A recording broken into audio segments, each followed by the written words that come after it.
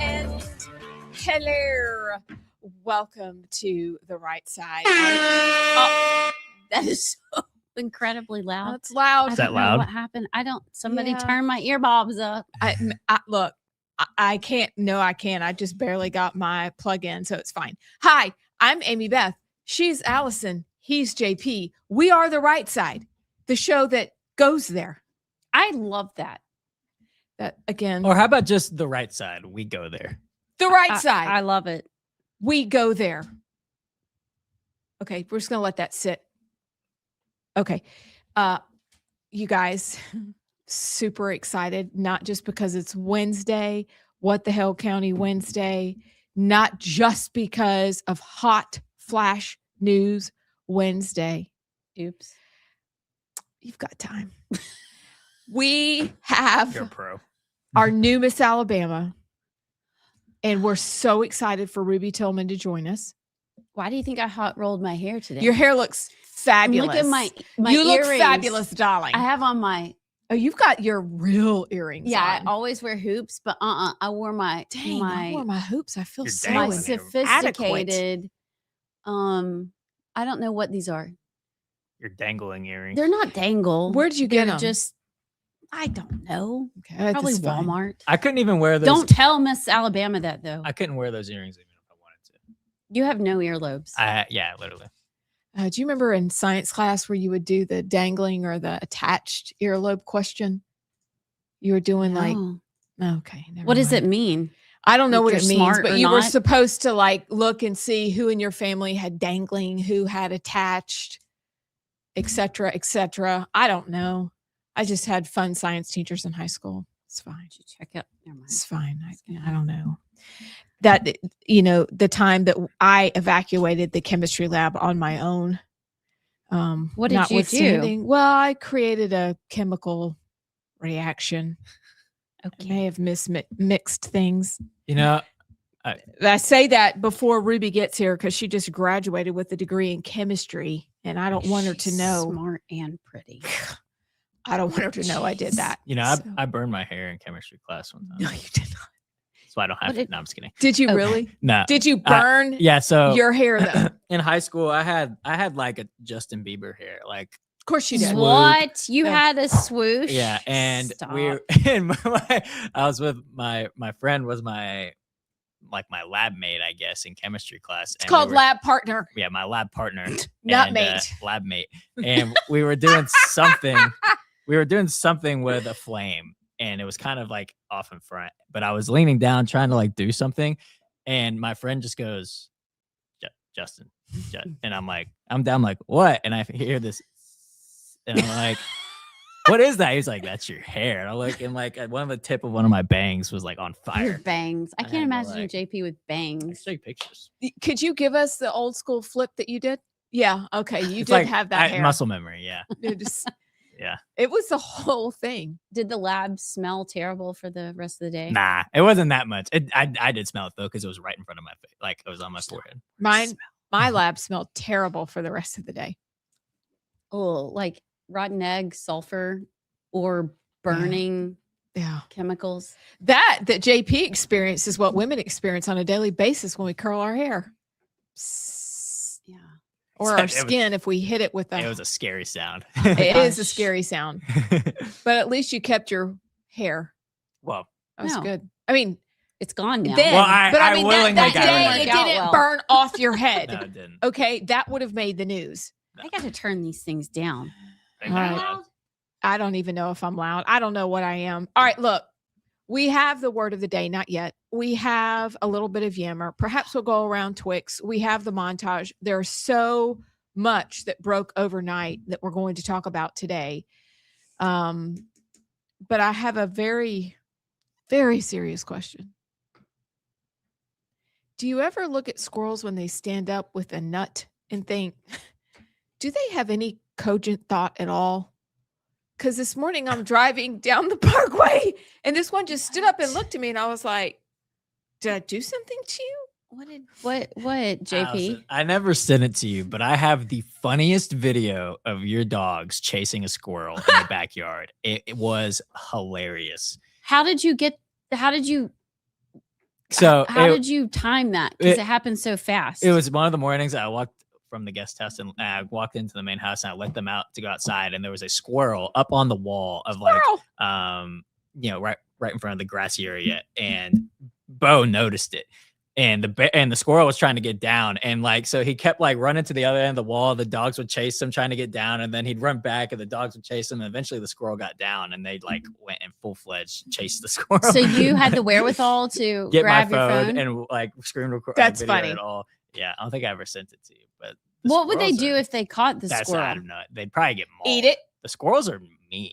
Like Really? you seen those videos of people trying to handheld like squirrels? They will They're bite. so mean. They are mean. But that's the opposite. Abs, you're making it sound like Well, it was adorable. I mean, it just stood up as my car passed by, and I thought, what? And it What are you looking at? What are you looking at? I mean, a squirrel did bite Chris when he was on a date with a girl right before he asked me out. So that was God's way of Like, hey, telling him, she's not for don't, you. she's not the one. But this squirrel today looked at me and I'm like, what? The Anyway. squirrels are getting pretty gutsy. And they're fat and they run right out in front of your car and they're tame. I think they think they're going to stop or we're going to stop for them. And that's not how that goes. So anyway, I don't know. y'all It just ever caught my seen- attention. Y'all ever seen a black squirrel before? No. Like, What do you mean a for real? black? Fur black. No. I've seen one. And it was in Harlem, actually. Are New you- York. Yes, I'm serious. You Why- kidding me? No. They make black squirrels. I guess that's the only one I've ever seen. But we were in Can New you York. Google that and screen I share? bet it's I don't super believe cute. you. Is it a genetic, kind There. of like albino? Can you go? There's one right there. Here, I'll save it. No, we need to see this. Here, This let me is it up serious right now. Sure-ish. There you go. Clark. Oh, how cute! Oh, I Th- want I one. would like to tell you that that's pretty. Is that black or chocolate? Because that That's- looks like a Dove chocolate, dark chocolate bar. Is it a I want that. type of squirrel or is it a genetic mutation? It's a type of squirrel. It says a black squirrel. Okay, no, excuse me. It's actually not. Black squirrel is not a distinct species, but rather a melanistic color variant of the eastern gray squirrel. Yeah, That's a Or the fox darling squirrel. squirrel. yeah. They owe their dark coats to a genetic mutation that causes an overproduction of melanin. Basically, a Look genius. at this girl. What do you know? Basically, Ruby Tillman, The- chemist. That's right. The engineer knew immediately. Yeah, that's just. You isolated the variables and you said this is probably the most likely result. I did the little square. What's it called? Where you do little r, big R, recessive. And I Yes, matched it You up. did. That was great. That's Knoxville, Tennessee. She's ready. That's a Education. legit thing. That's called a. No, I'm giving you props. Yeah. Yeah. Knoxville education. The My Union mom loved cities. genetics. Oh. And you just did genetics Well, right there. Don't ask me to do anything else today. All By right, the well, way, it's done. Yes. Bully, I'm done. Bully Bell commented on the YouTube. She said, "Good morning. Do you guys wardrobe coordinate every day?" Smiling face. And then it says, "Man in Chilton County attacked by a squirrel last week." True. Oh, what? Huh? Where in Wait. Chilton County? Can you send the story? Please. Yeah. These are things that What happens fascinate when you're us. attacked by a squirrel? I feel like it just gnaws on your face. No, like there's some. I'm serious. No, Chris had to go Like- get a tetanus shot because it bit him. And I was like, well, that's because she was not the one. So squirrels are not nice. We do have to answer Bully Bell's question, though. Do we coordinate? We don't. But actually, yesterday, I was like, I don't know what to wear with Miss Alabama. Like, it kind of panicked. I told JP, don't wear sweatpants. And then Ab said, I'll wear my coat or blazer. Yeah. And so I just followed suit because I'm going to be in the room with two Miss Alabamas. I don't want to look like a loser. And I bet she comes in some really cute dress. I'm and sure. crown and her sash and her perfect makeup. Abs, you gonna The wear your best I crown? can do is put a blazer on. You look fabulous. Thank you. And I love your blazer and I kind of want to go buy it, but I'm not gonna because I think I know where you got it. No, I'm not allowed to. Once your crown is off, it's off. Wait, is that a rule? Yeah, Or is that an because Abs it's rule? the next. No, it was explained to me when I took mine off, and so, I maybe thought about wearing it when I vacuumed as a young wife and mother, just to remind myself. But anyway, I have when to it comes off, it's off. and that's the next girl's time, and it's her time to have it, and that's just. That's fair. But we can put it on little girls, like if they're like, oh, what cute, like my girls all. Some girl came up to you, it's not your time. Like, Somebody else's. take it off. I'm like, I know, I'm nearly 100. I feel the weight of that. Trust me, it's fine. All right. Are you guys ready for the word of the day?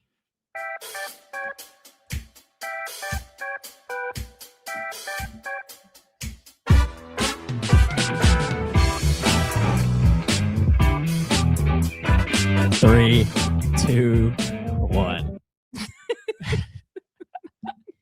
It's so fun. All right. Sometimes it's just too soon. It is an too exit. soon. Like Was that too soon? yeah, like we maybe needed like I saw 5 the more word. seconds. Dang it. Allison! Okay, I got an idea. Give us the word and let us guess what it means because I have no clue what it means. Okay. All right. I can go with that. The word of the day, darlings, is foible. Foible. Ooh. Foible. Foible. What does it mean? Brad from Crimestone, you cannot participate. But if you would like to send me words of the day that I can do, feel free. Is it a synonym of feeble? Nope. Foible. Well, no, not really. I can't make that work. I think it means to lie, You're close. to deceive, to trick. Hey, PJ, what do you think? I'm gonna juke you out. Gosh, I feel like that's kind of what I was thinking. Well, first when you said foible, I was gonna think feeble, and you're like just kind of weak and whatever. But if I think foible, like you're intentionally deceptive. Okay, y'all are kind of close. You're in the realm of like if this were a cake, you may be at the icing, but not quite the crumble of the cake. That the cake part is what I mean. Foibles are minor flaws or shortcomings in someone's character or behavior. Oh, In fencing, foible refers to the weakest part of the sword's blade between the middle and point. Between the middle and the point. But okay.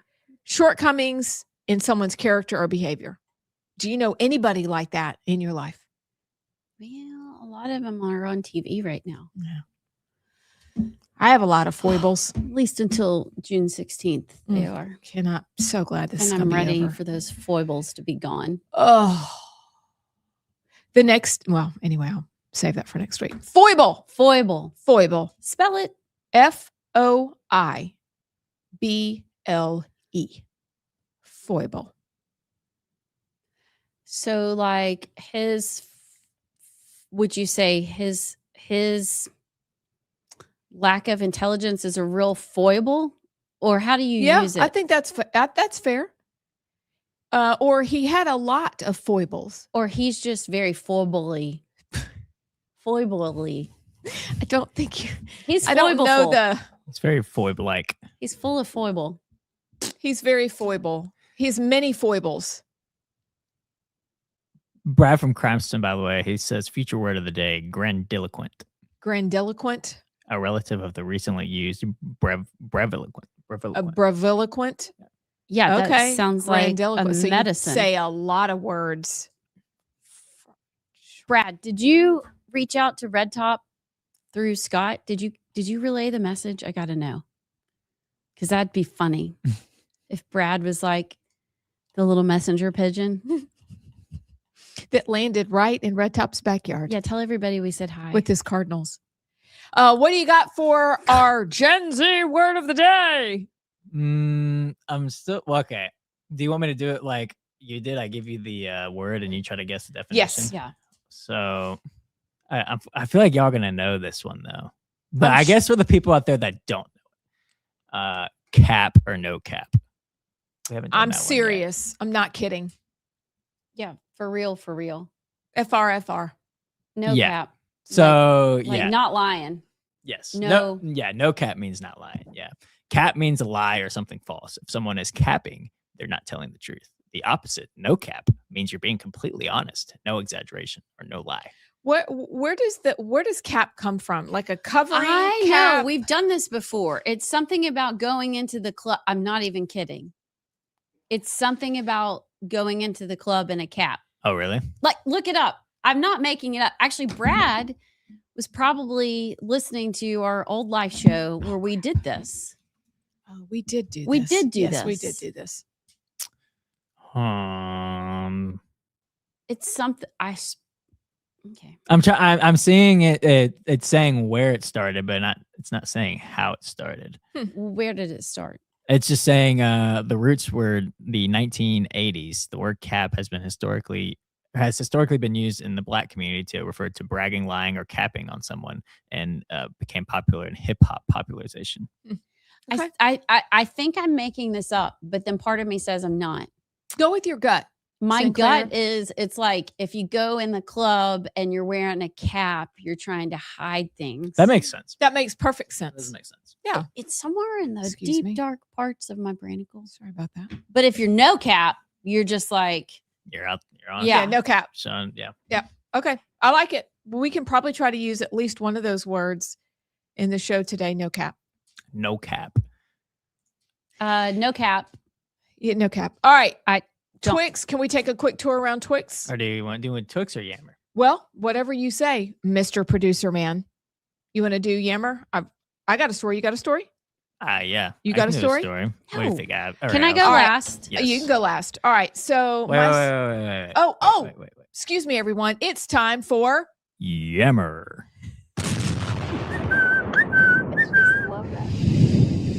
so much. I love it.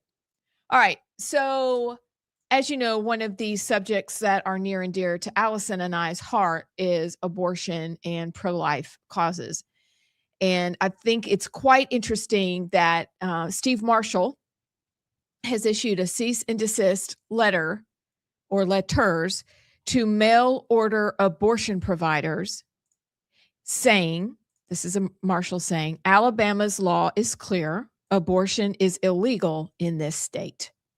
And so I'm thankful. Part of the article says that Steve Marshall is putting certain abortion providers on notice that their actions will not be tolerated in the Yellowhammer state. This is a great new bit of news.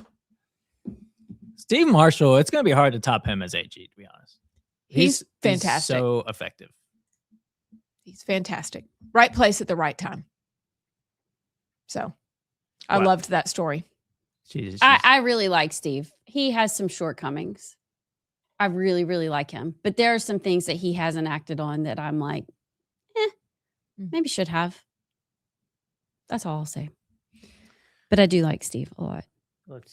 What you got, Sinclair?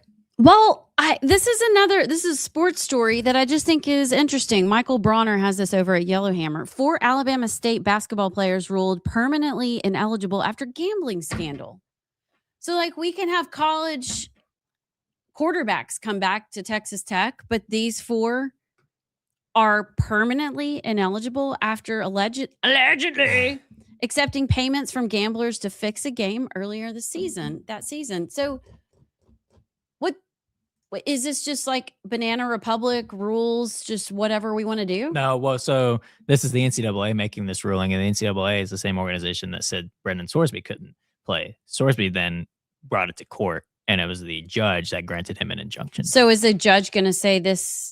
I don't Are know they going to? if they want to, maybe. Which, by the way, the Sorsby case, the judge granted him an injunction, kind of like in the Bediako case, which gave him it was like a restraining order, I guess, against the NCAA, which made him eligible. And the trial to determine it isn't until after the college football playoffs of this year, so it won't even matter with Sorsby. So it was a court decision, not an NCAA decision. I guess if they want to take it to the court, maybe the Sorsby precedent can be set. I don't know, but Yeah. So they're just going to be like, dude, this is cap. yeah. You have a You're foible in your armor. You're ruling. I guess I'm not shocked, but I didn't know the gambling was this blatant in terms of like high level D1. Like, you're being paid to throw games. Yeah. That's just insane. Like, when I was playing, you cannot pay me enough. Okay, well, I say that. I say that. What's your price, I JP? say Is it that. 100 million? But Like it would have been a lot of money to make me throw a game. Like seriously, that for $2,000? I just exactly. I Sorry. did not have that in me at all. I could not purposefully throw a game. Mm. But I'm just shocked by it being that common, I guess, in college sports. I was at a game that was thrown, and the guy was later arrested. At That's Temple. exciting. Yeah, it was very exciting. Was he like dragged off the court? No, but it was a year later when it came out. But you were at the game thinking, this doesn't make sense. They're better than this, because we were not playing our best at that point. And come to find out, it just was one of those things that just felt off. And he was arrested. But guys, you needed to have made it for more than $2,000. Yeah. I'm not saying I would not have done that, period. But if I did, like, dude, $100,000 minimum. Okay. $2,000. Well, I mean, But if you need money, you if need you're money. Alabama State, and you're probably not getting NIL like that. $2,000 is a lot of money. Yeah. At least it should be to an 18-year-old or however old they are. Is So- Alabama State in Huntsville? They're in Montgomery. They're in Montgomery. Okay. I was going to say another school has Alabama great A&M is facility. in Huntsville. Yeah, they have great facility. But yeah, that was weird. Okay, good story. Okay, real quick, 1 second. This relates sort of. Did y'all see the trouble that George Santos is in with Kalshi? George Santos. It's- I'm so sad. It's really funny though. Did you see what he did? No. He put out there, I guess it's for the State of the Union. He put out a post of like, just want to let everybody know I will be at the State of the Union. This is where I'll be sitting. And then he went to Kalshi and bet that he would not be at the State of the Union and didn't go. George. And apparently he's being investigated by like people around him. But that's just, you get pardoned by the president and you get out and then you do that. It's just, he can't be that bad on money. George. Just so many people that defended him too, like that really were rooting for him, myself included. I mean, I have such a soft spot for him. I don't know why, but that's just dumb. And that soft spot's hardening because you're just an idiot. At least don't put it out on social media. Don't do it. What a biscuit. All right, want to do one more? Yes, sir. Go. This one's interesting to me because if y'all remember the polls for the primary between Wes Allen and John Wall, Wes Allen was in the lead by, a lot of them were by double digits. And then John Wall ended up getting the most votes in terms of the primary, not even just making the runoff, like flat out beating out Wes in terms of vote numbers.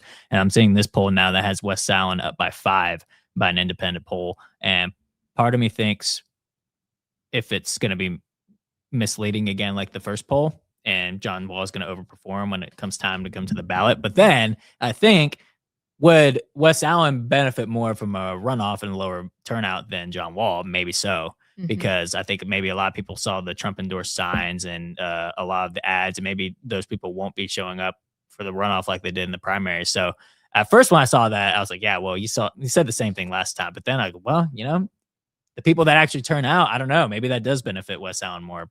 But I just thought that was interesting. I'm getting to where I hate polls. Yeah, I do too. I think Yeah. they're stupid. Like, I almost wish we didn't even have them.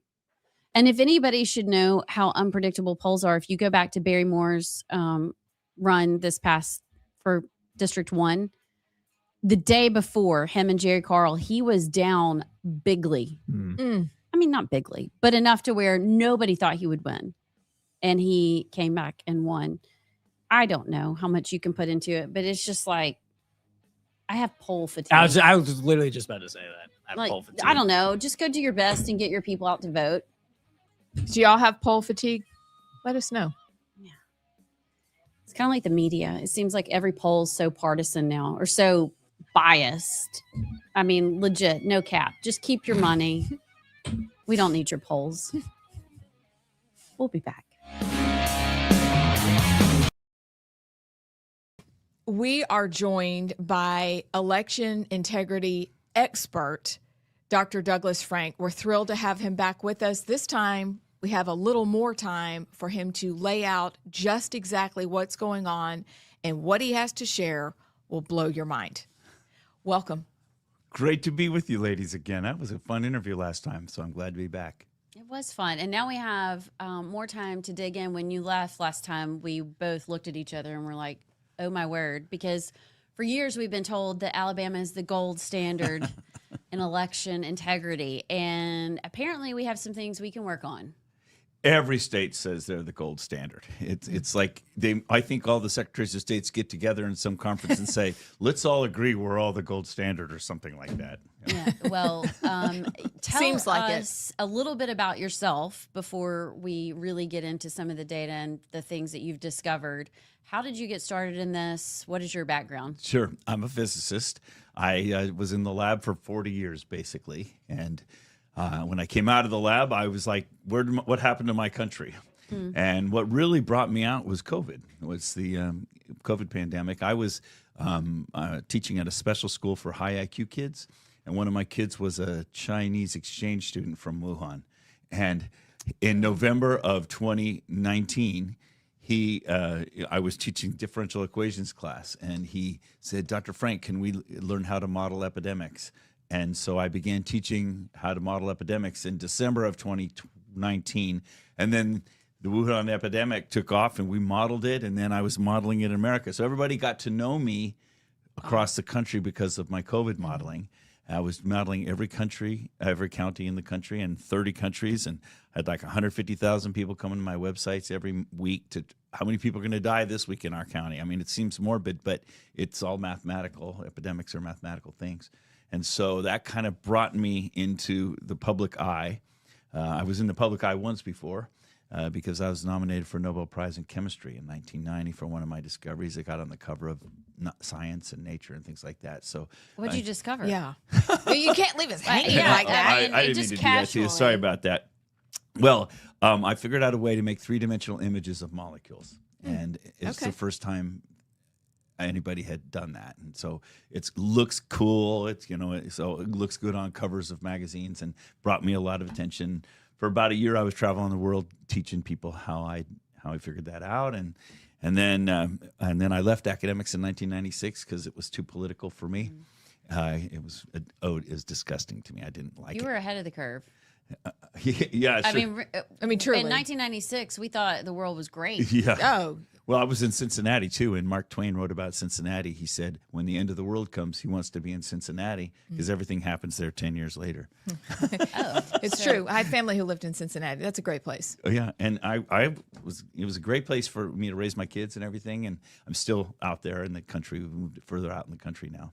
So I have a lab out there. That's where I'd be right now, being a physicist out in the country, except that then the election happened and Mr. Lindell discovered me, and then Mr. Trump, and so it's like now I've been thrust into this debate on elections. And I guess one of the next big thing was that when Pennsylvania did their audit, Doug Mastriano asked for an audit at the end of November of 2020. I was brought in as one of the 6 people that did their state audit because I'm a numbers guy, and they knew I was a numbers guy because they'd seen my COVID stuff. So that's really what thrust me in. Then Mr. Lindell discovered, he made a documentary about me called Scientific Proof. It was his second documentary. And then Trump featured me at his first rally after he was out of office in Wellington, Ohio. So suddenly tens of millions of people knew who I was, and everybody was saying, Dr. Frank, come help us, come help us. And here I am. Although in those days, we thought it was just going to be a 6-month job. Yeah. Yeah. All for we sure. have to do is show everybody what's going on, and everybody's going to go, "Oh no, we have a problem. I got to fix it." That's what we thought. And I spent most of 2021 meeting with secretaries of states, AGs, hacking into their elections right in front of their faces, showing them that they were not the gold standard they thought they were, and it was quite a eye opener for me. I mean, when I'm a scientist, to me, you set up an experiment, you get the evidence, you present the evidence, and everybody goes, "Okay, now we do this." I was just assuming if I show everybody the evidence, that they would react accordingly. Why don't they react accordingly? I think there are multiple reinforcements of the current system.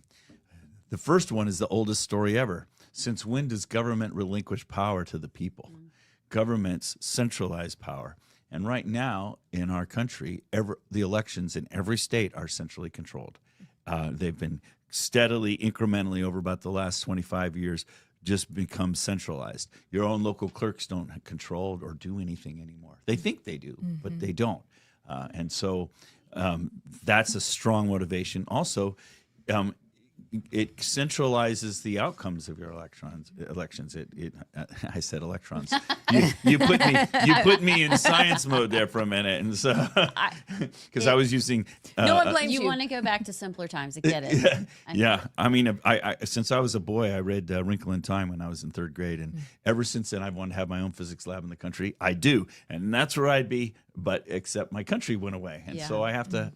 I'm a patriot. I have to fight for my country. You can't. There are people dying for the freedoms we have, and I think it's our civic duty to step up and do our job. I mean, think about it. All these years, I got to get government funding and scholarships to do all this great science work. It's like I'm a blessed life. So it's my tour of duty, my turn to help. Before we dig into Alabama numbers and kind of what you're finding here, give us an overview, because you travel the country. Yes. You meet with lots of different groups in different states. Nationally, what are you seeing? Are we trending in the right direction? Are we making headway on a national scale? And then let's drill down and talk about what's going on in Alabama. I think the first principle people need to understand is that there isn't one legislature in this country that wants election reform. There isn't one. Every single one is going the opposite direction. And so, like, for example, when I'm in Oregon, everybody says, oh, it's those evil Democrats. But here I am in Alabama, and you guys are like super red. And yet your legislature is trying to pass laws to make it even harder to audit your elections. What's going on here? Hello, and welcome back. It's just one of those days, but there's a lot of news, and I'm sure you noticed all of it. And we're going to get to the top stories, because you know what it is? It is time for the montage. Do we want to wait until Allison can hear it? Give me a second. Well, JP, Sinclair, it's my bad. All right, look, if anything ever happens, it's me. No. But there's no way this is happening. I put her notebook in the basket that y'all can't see. And the basket has stuff in it. And it's my fault. I forgot to put it up. All right. Okay, we got to do something with these cords. Yeah, Every I day know. I fight them. It's called we gotta cord find management. Maybe we need a zip time or something. Okay. I have a whole bag of zip ties. You want me to bring them tomorrow? Sure. We have a bunch in the drawer. I'm so bad with We still have cords. that bag? Yes. Oh, say I less. have We'll no do it. sound. We'll do it. The moms are on. I'm so unorganized with cords. We're doing it. Oh, please. We will handle the cords for you. All right. So now, are we ready to get to all the things? Everybody ready? Yes, I'm tired. Okay. All right. Let's go. Fly for news.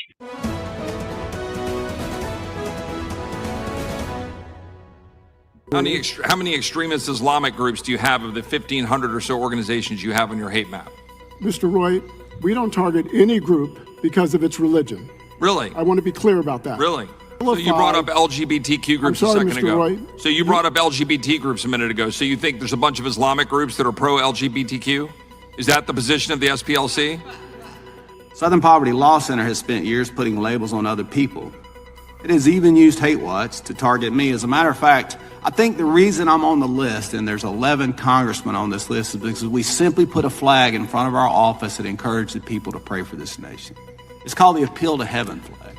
I'm in Belfast, where right behind me crowds are gathering, protesting a horrible attempted murder on the streets of Belfast yesterday.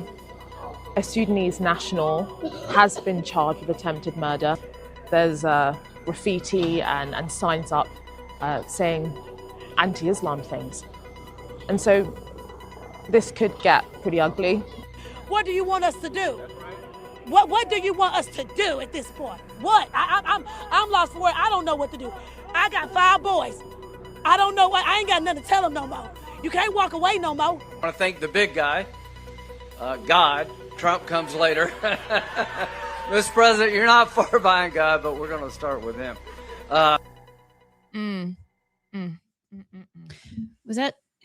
What was the Carmelo Anthony? Was that his mom? That I think it was just a protester. And was she saying, like, what are we going to do because he was found guilty? Yeah. She's like, what am I supposed to tell my kids now that he's been found guilty?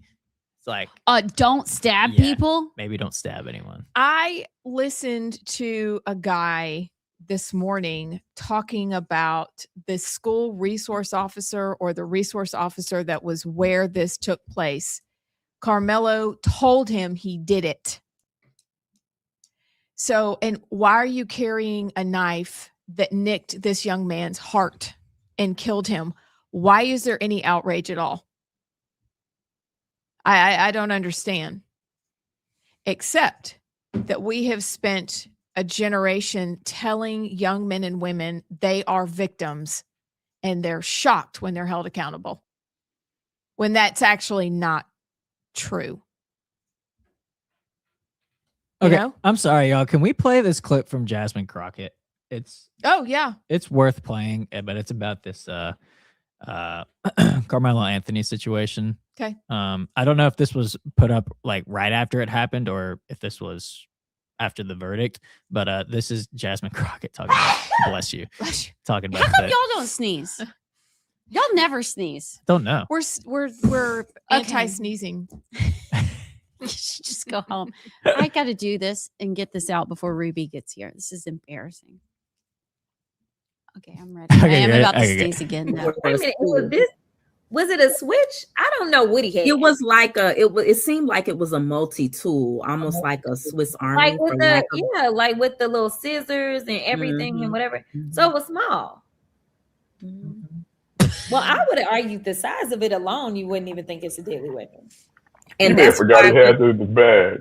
If it was one of the little, like I don't know, like I do think. Well, that's why he went to his coach and was like, Okay, but I don't think I heard him that That's bad. not even the clip I was thinking of. That there was a clip. This is awful. Where Jasmine Crockett said, Carmelo Anthony, that Carmelo Anthony has gone through way more than the Metcalfs could even imagine. Oh yeah, here it's So if I shoot you with a teeny tiny gun, it doesn't matter. Yeah, it's not as bad. Okay. So gotcha. the weapon that killed Austin Metcalf can't be considered deadly because of the size, even though it literally killed Austin Metcalf. Okay, this clip is 30 seconds. Okay. But this one is also worth playing. So here's Black women, especially Black women who have Black male children, live in fear and agony every single day. A fear and agony that I promise you, the Metcalfs probably never spent a day living that way.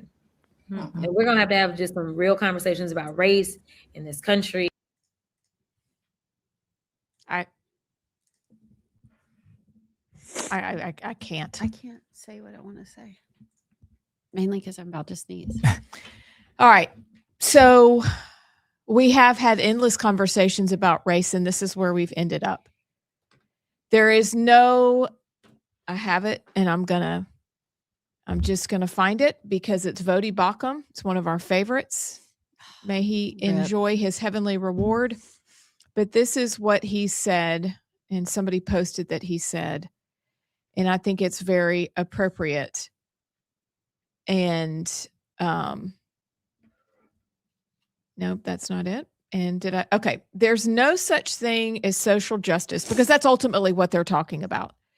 There's no such thing as social justice. There's justice and then there's injustice, but there's not different kinds of justice. There is right and there is wrong. It's also why during Pride Month, people can't figure out why we don't want to celebrate Pride Month. Because there's some special carve out if you are how you are and you're demanding everybody accept you for that. There's no special carve out. There's right and there's wrong. There's justice and there's injustice. A young man had a knife and he stabbed another boy. Color be darned. He took someone's life. His parents raised millions of dollars. They got, I think, a house, new clothes. They were in a really nice part of town. How about just tell our boys and our girls, don't kill people. That's all. It's that simple. But it can't be that simple. We need to layer it with other sorts of intersectionality issues and who's more put upon than other people.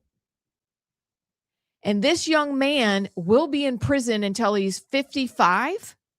No. Was it 35 years? He's 17. Yeah, there's no way he serves that long. Yeah, he's up for parole halfway through that sentence. That's right. We talked about truth in sentencing. You're right. So he's going to be out. He took a young man's life. And so now we've all crashed out yesterday after the verdict, losing our minds. And so I'm going to say something that's very uncomfortable, but I think it needs to be said. I don't even know how to say it. Just say it. We have some presuppositions about certain situations because maybe the behavior dictates that we look at situations like this and go, like if you look at the Harvard study on who's killing whom, Harvard, it's blacks killing other blacks. So if we're talking about injustice, then y'all need to talk amongst yourselves if you're going to be that silly and racist about skin color. But the black on black crime is real. Harvard found it out. Heather McDonald found it out. But that's not what's put forth in the media. And so there's outrage. There's anger. There's parents saying things that make no sense because in the schools where we put our kids, every day they were taught they were victims. Every day. Because of CRT, SEL, and whatever else we invented to tell them that they were the victim.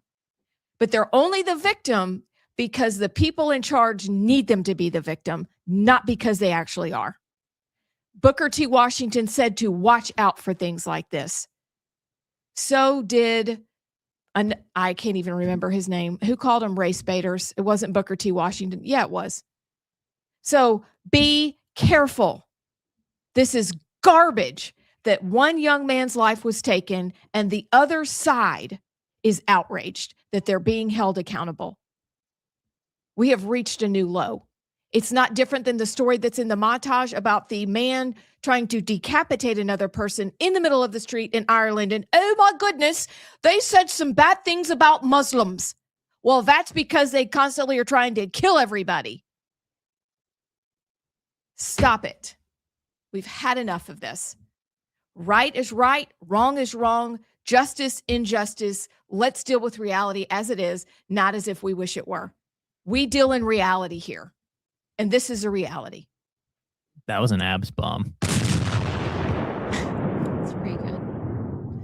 These are the situations where I always want to, present the story to the people out there protesting and yelling and screaming and present it in a way that says, can y'all believe this white boy stabbed this black kid at a track meet for doing, and he only got 35 years. The outrage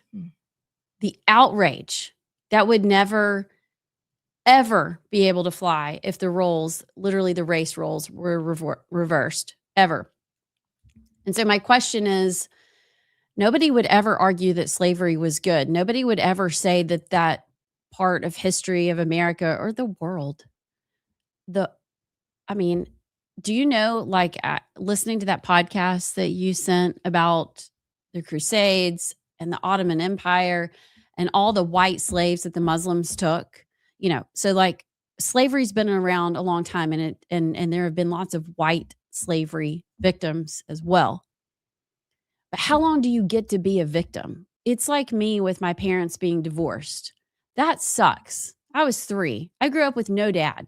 It definitely messes with you. That's not the way God intended.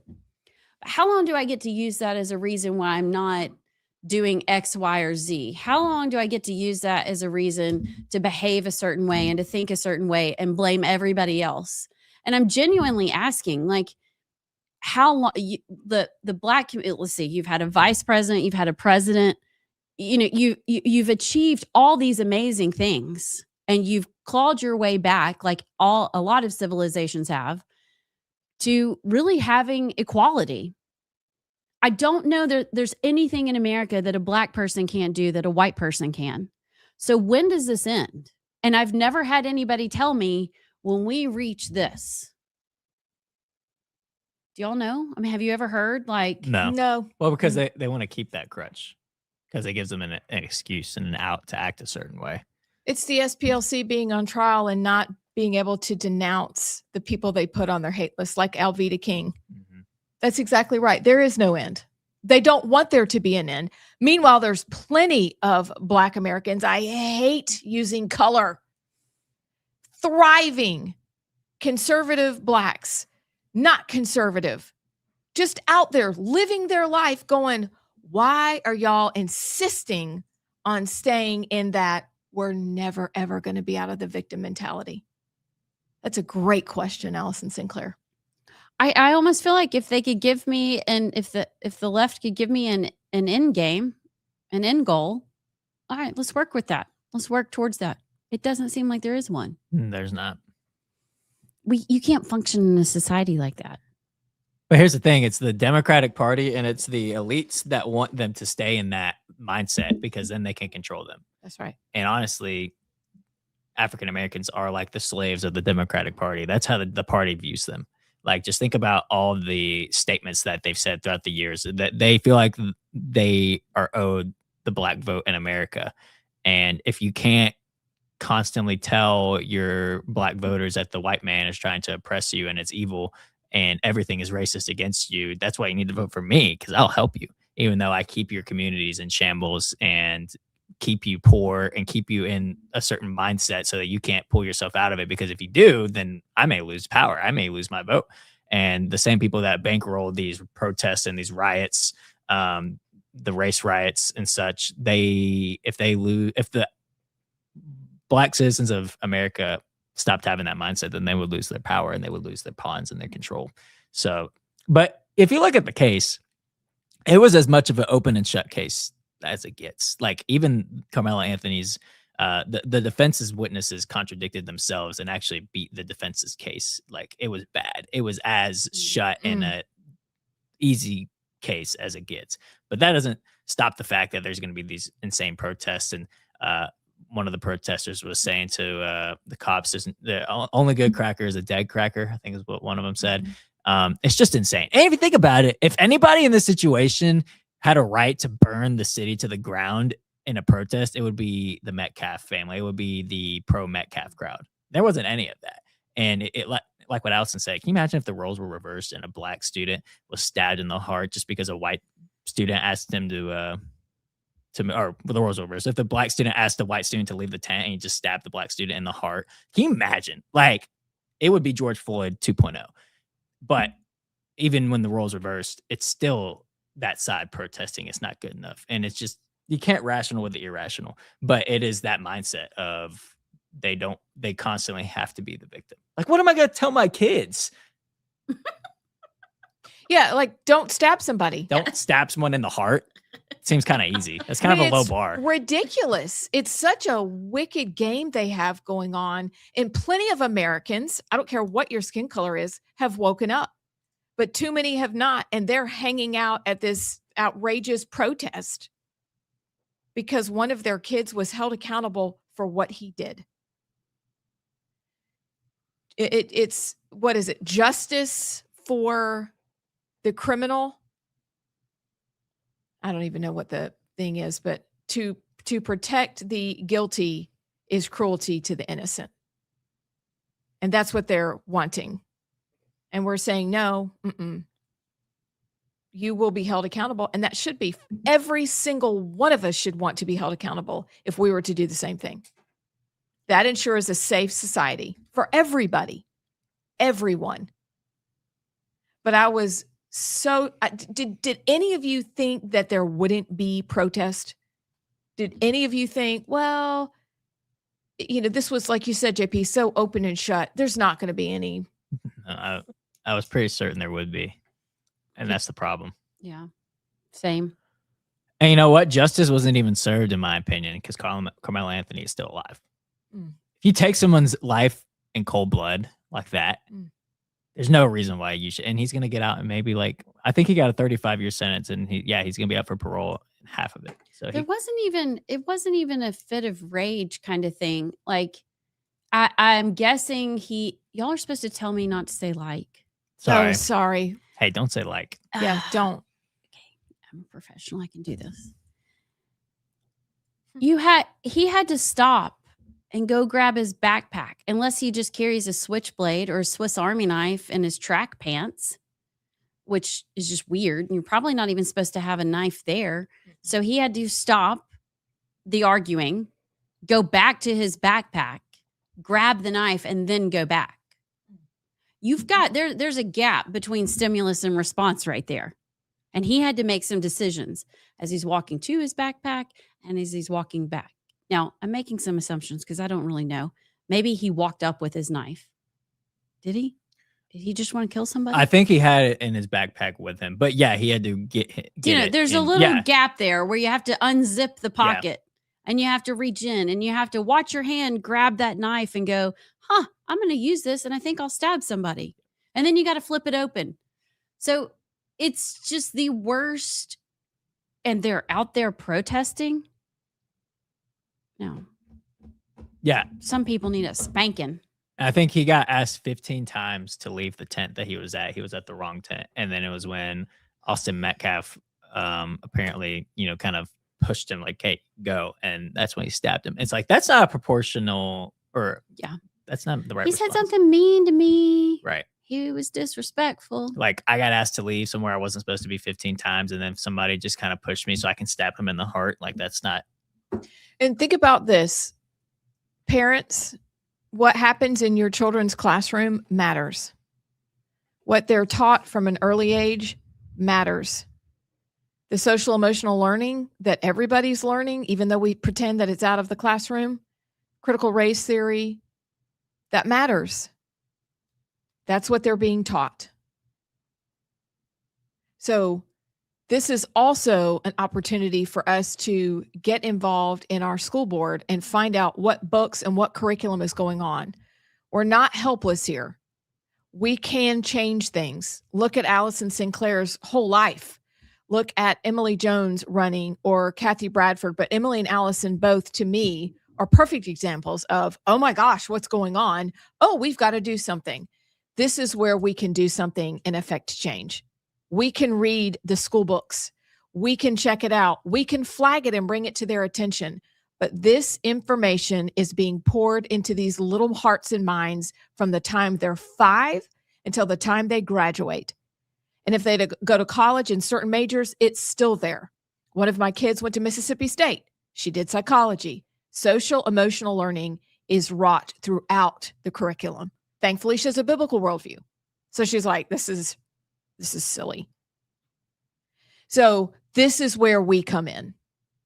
We can help when it comes to curriculum in schools and checking out what's going on. But this is the result of being told over time, taught about intersectionality and oppressor versus oppressed. This is what happens. But we can change that. It's just going to take a lot of time. So how does this roll into Belfast? It's a great segue. And we've got about 5 minutes for the music. So that's kind of perfect timing to get into it. Of a Sudanese national literally tried to behead someone in Belfast just in the middle of the street. And the guy, last I saw, is alive, but is in severe critical condition. But that it's just, we saw the Henry Novak case where Henry Novak was stabbed by a Sikh and was arrested for saying racist things. I don't even know the story about this. I don't know if the guy said anything to the Sudanese national to even for him to just do that. But it is so indicative of the entire situation in Europe and how it connects here. It's because that's what they're trying to do here with the open borders and such. And we put a pause on it for now, but don't get them twisted. What they're doing in Europe in terms of flooding it with the third world and the native citizens of Europe are suffering from somebody that really should not have even been there. Like, if you ask me, I don't care if he was legal or illegal, like third world immigration should just be banned if you know what's best for your society, truth be told.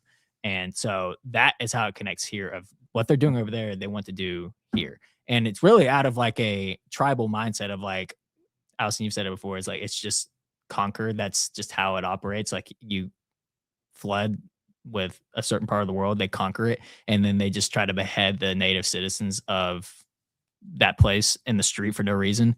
It's just sick. But there was massive protests, like really, really bad protests in Belfast last night. And of course, the reaction from the reporting is, oh, they're saying bad things about Islam. It could get ugly. Not, hey, an Irish citizen tried to get beheaded by somebody that shouldn't even been there, you know? So that's how it connects. Like they want to do that here to us. And the same one little thread, but I found this quote y'all will find interesting this morning. But one little thread is that when people are protesting in Texas for the young man who is held accountable, so often, even over there, and as with the kid who was stabbed, Henry Nowak, is they are on the side immediately of the criminal. And you notice that in this woman's reporting from Ireland, they're on the side of the criminal.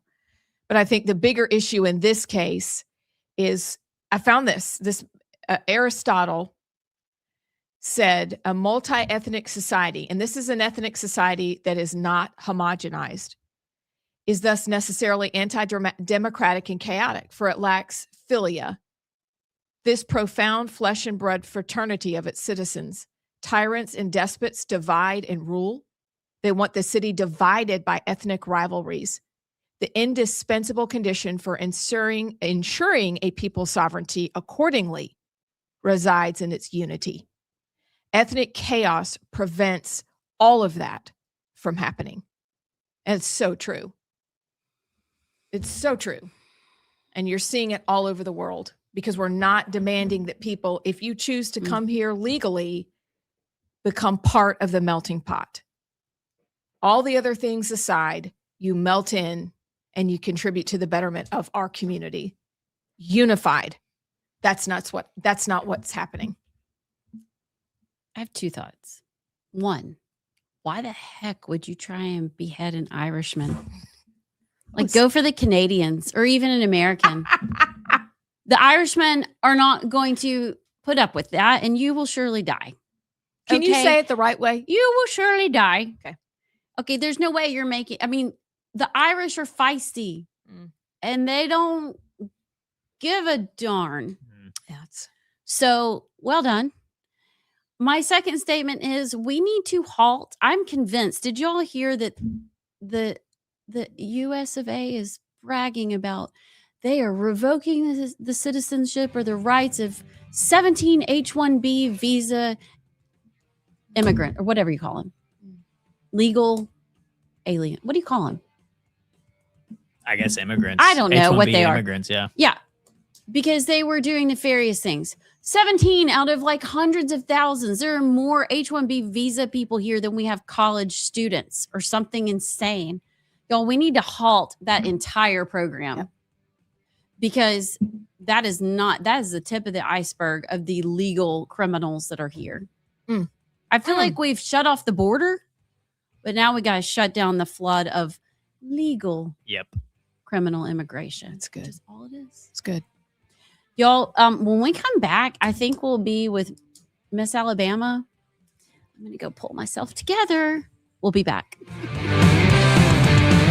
I think that in the reddest legislatures or reddest states, they would want to fix their elections. But you have a bill right now before your legislature trying to make it even harder for people to have access to your voter rolls. And you're already the second least transparent state in the country in terms of your elections. So it's like that's an eye-opener to people. Everybody wants to think that, oh, sure, certainly our legislature, this is a red state, so certainly they'll want to fix it. And no, it doesn't work that way. That's a big mind change for people to recognize that. Are you speaking about the bill to reduce fees? Yes. Okay, how does that make it more difficult?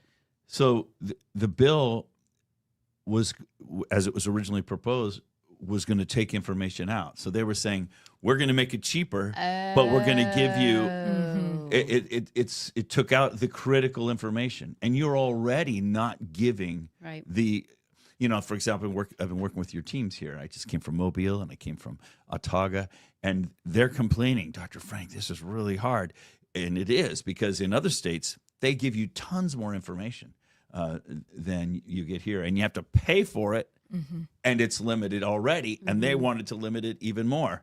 It should be exactly the opposite. If you go to Ohio, for example, or go on their Ohio website, Secretary of State website, just click. You can download it for free. Go to Florida, click, download it for free. Way more information for free. But in your state, you have to pay exorbitant fees for less information, and they wanted to make that even less information. So is it because it's back to what you said at the beginning?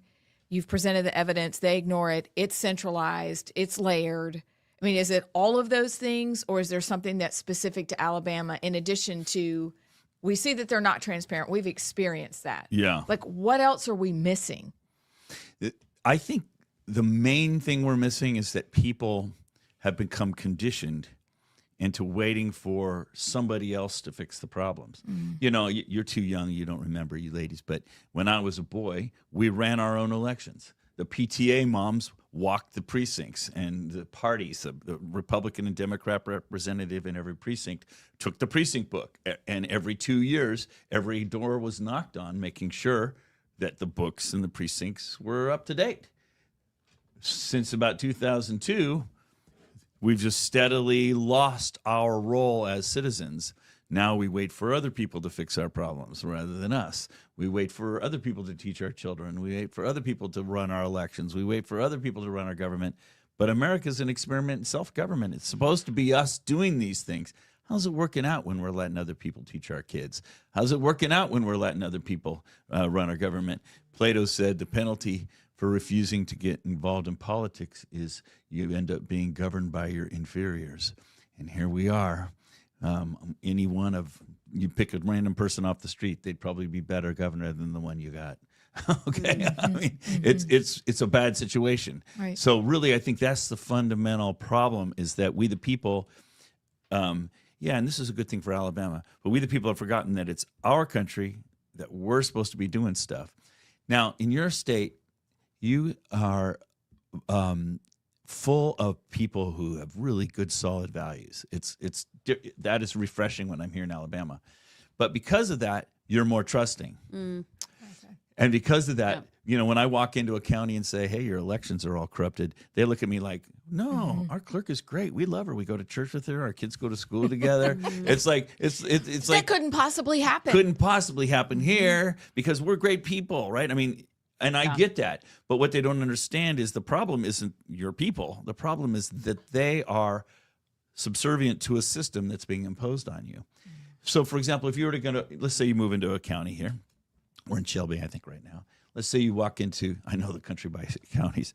Let's say you walk into a county and you say, hey, I want to get on the voter rolls. I want to register. The clerk doesn't bring out the precinct book and add you to the rolls. She logs into the state central system and adds you to the rolls. Oh, want to delete somebody from the rolls? She doesn't delete you. She logs into the state central system and deletes you from the system. She's not in control of that system. And guess where that file is? Omaha, Nebraska. Okay, so your rolls are not even here, and your clerk is not even here. It's not like she has a copy of the rolls. And so one of the things that I show in my talks, and by the way, I'm speaking tonight in Tuscaloosa, I think it is. Yeah. And I'll show a lot of this information, is if you were to take a copy of your voter rolls today, and then a week from now take another copy of your voter rolls, and compare the two, there'd be a whole bunch of names that were added and removed that your clerk didn't add and remove. Well, who did that? The state does that, and your clerk doesn't even know, though, because the numbers are similar, and so it looks to the clerk like this just kind of going along, and she's adding and removing a few over time, but she doesn't realize that it's actually going like this, and I have the copies of the rolls, so I can show them the snapshots over time, and they're like, what? And so they don't know that's happening, and so I show that. So the state, but what is making the state remove them without going through the registrars? Good question. So it used to be Eric. I think recently you've separated from Eric, but you now have Avid. Yeah. And it's basically the same thing. I could show you in your own data. You're doing the same thing as you always did. You just changed name for political reasons. Is that, but isn't that what you want? You want to be checking against other states' records and removing accordingly? So it sounds good. Yeah. It sounds like, wouldn't it be great? Except that what's happened is, and I can show you, and we should put this graph when we get to that point. I can show you your own rolls over time, and I can show you that what happened is, in this graph, this is from 1980 to 2024. You had 3 million people of voting age in 1980, and it just kind of steadily climbed in your state, and now you're up to around 4 million people of voting age. See that? That's your voting age people.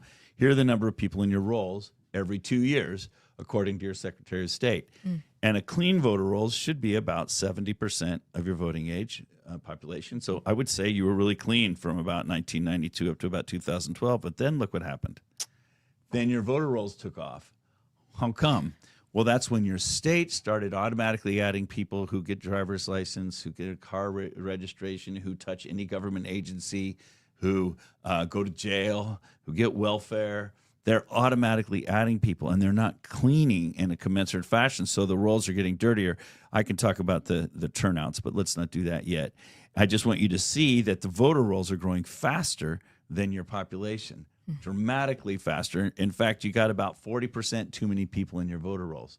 So what'll happen is I'll show this to people, and they're like, what? How could we have so many names in the rolls that shouldn't be there? So what then I do is I give them a copy of their own voter rolls. They start going through them, and I always tell people, look in your own neighborhood. So we look up, it's like I'll be standing in front of a group, and I'll say, give me an address. Give me an address. We look you up, and they'll say, wait a minute, that's my next door neighbor. Their boy hasn't lived here for 10 years. How come he's still an active voter in the rolls? In other words, the rolls are really dirty. And when I show them to them themselves, they're shocked. They don't realize how dirty it is. Now, in states like Oregon or Washington or Colorado or California, where they mail a ballot to every person, that's immediately a problem because you're mailing huge amounts of ballots out to people who aren't there. It's ridiculous. Like I was just in a... Welcome back to The Right Side. I am Amy Beth Shaver with Allison Sinclair and JP, and we are thrilled to be joined by Miss Alabama 2026, Ruby Tillman. Ruby, welcome. Thank you. I'm excited to be here. We're so happy you're here. So for starters, how about let's take a moment let me just ask it this way. How much money have you won in scholarship dollars? So in kind and cash scholarships, I've won over $264,000. And the cash scholarship for Miss Alabama was $15,000 this year.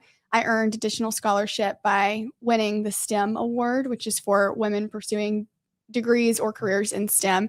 And the total for just this year was over $18,000.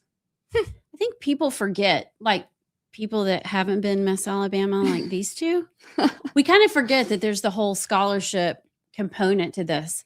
Like they would have never allowed me to enter into a pageant. But tell us kind of how you got started, where you're from, because you grew up in Florida, went to the University of Alabama. When did you start your pageant journey? Yes. So I started competing when I was 13 years old, and I fell in love with the organization immediately. So this is my 10th year competing. Not necessarily competing. I spent several years volunteering as well in the years between teen and Miss. But I competed for Miss Florida's teen for 3 years before I won that title in 2021. And I received a scholarship to the University of Alabama, which brought me here. And as soon as I came to the University of Alabama, I had opportunities to be immersed in communities across our state through the University Fellows experience. And that is one of the experiences and the opportunities that I truly credit to falling in love with Alabama.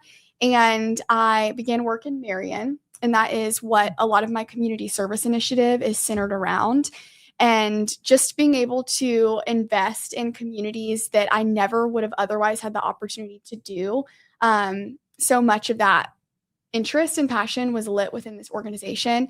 And then during my undergraduate education, I had sworn off pageants. I was like, I'm not a pageant girl. Like, I'm not going to go back. And then I won Miss University of Alabama and I was hooked again.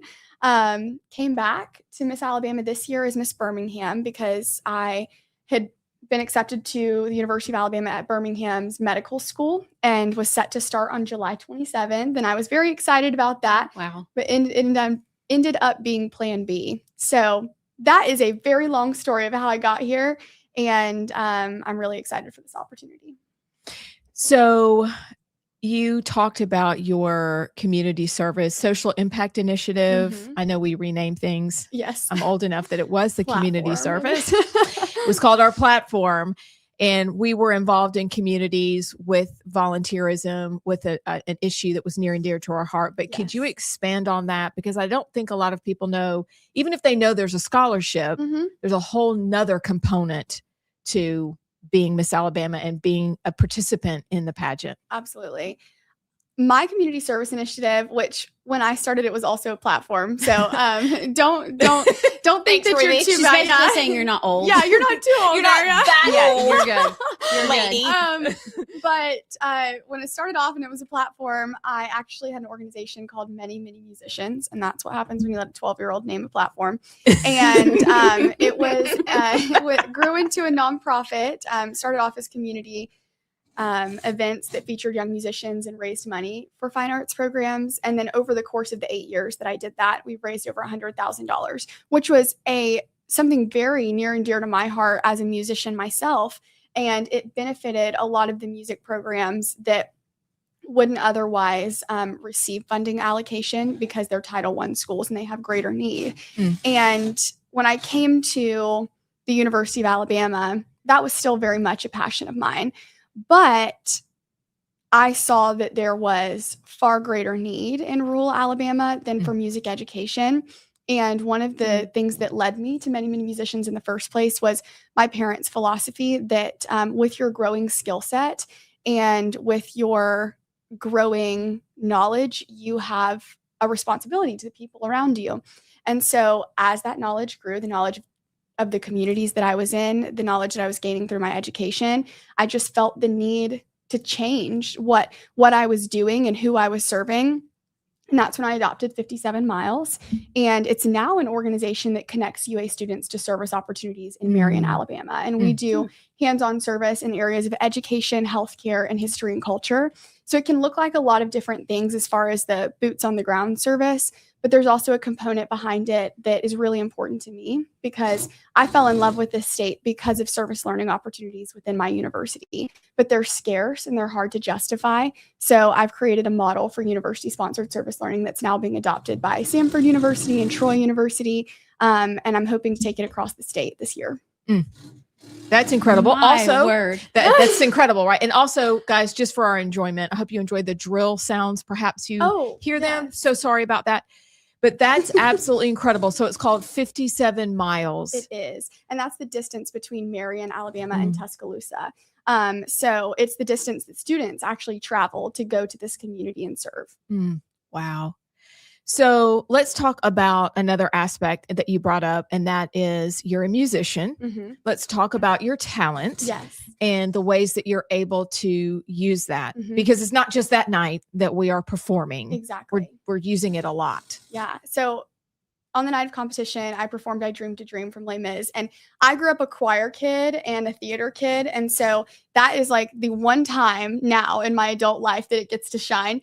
And so I love the opportunity to perform in competition, and it is really special, but it's a very useful skill, like you said, outside of that. And especially this year with the semi-quincentennial celebration and America's 250th birthday, with 4th of July coming up, the partnership between American Village, House Bill 407, there are so many developments, both within our communities and also within the organization, that made me really excited about being able to use this skill to honor my state and nation by singing the national anthem. And I got to do that over 30 times as Miss Birmingham because the sports teams, pro sports teams and otherwise, found out that was something I could do. I started to get calls, but it's also something I'm excited about as Miss Alabama. That is awesome. Can we pivot? Yes. Pivot. Because I want to know, okay, y'all it drives me crazy. I can't even watch. We were at the lake house this weekend and our plan was to like all get together Saturday night and watch the pageant. Okay. I don't know why y'all don't live stream. I wish you would. If anybody's watching, please do, because we actually really want to watch.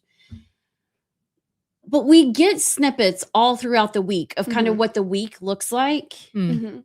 And it is wild all y'all have to do. So take us through behind the scenes. What does that week look like? And do you sleep? A little bit. Okay. Just a bit. Because I Just a wanted bit. to be like, oh, please go take a nap. Like on the schedule today, nap Yes. time. Yeah. So actually, I have a wonderful traveling companion as Miss Alabama, and she built a nap into my schedule.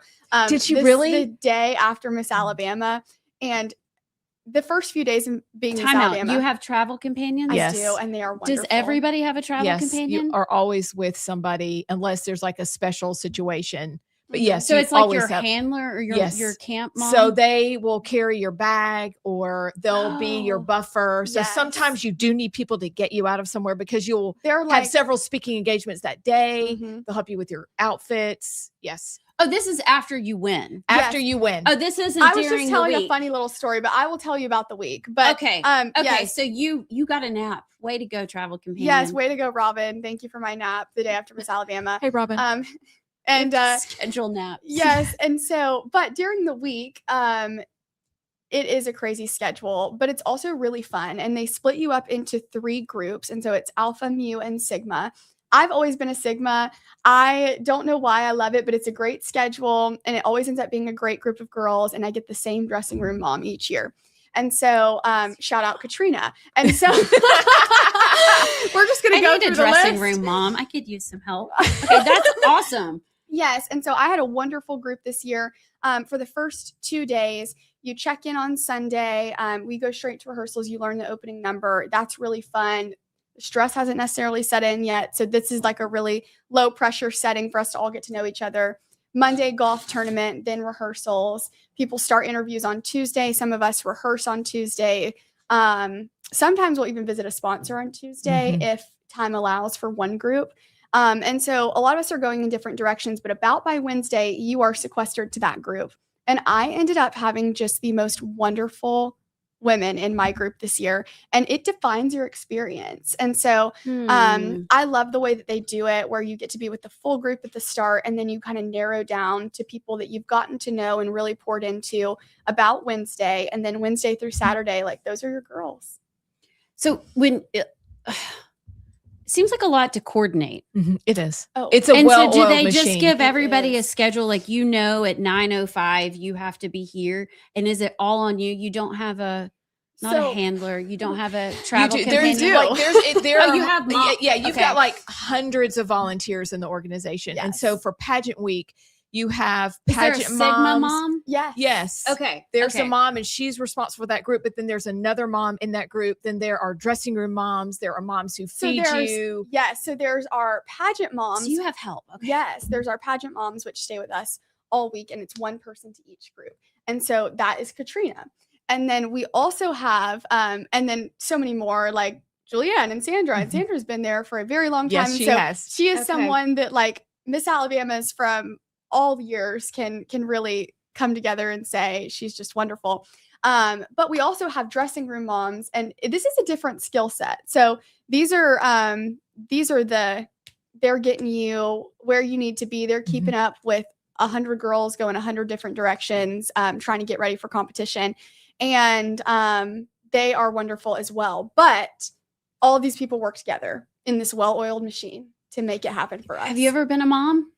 I haven't been a mom. I've been on the board before. And so I was in charge of the fashion show for a long time. Mm. But these moms zip, button, snap, tape, They spray. do. Like it's unbelievable. Everybody has their job. They know their job. They do their job.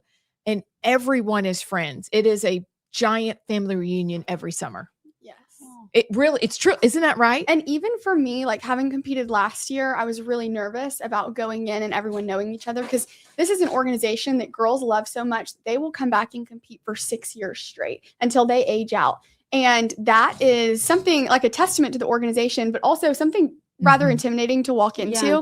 But they welcomed me in. And when I came back this year, I felt like I had been there for a decade. Mm. And even with new girls coming, we had half of our class this year was first time girls. Oh, wow. Yes.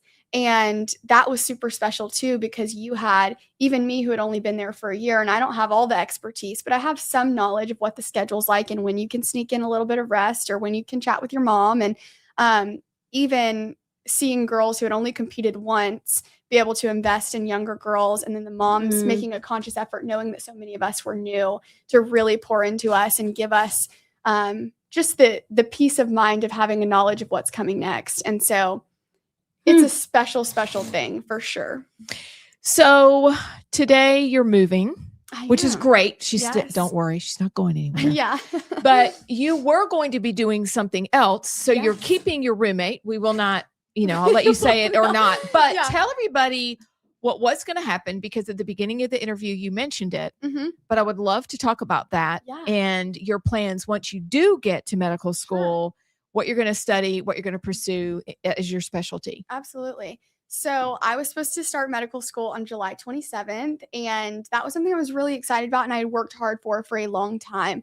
And my parents were definitely team go to med school until, I really began to invest in a vision for what a year as Miss Alabama could look like.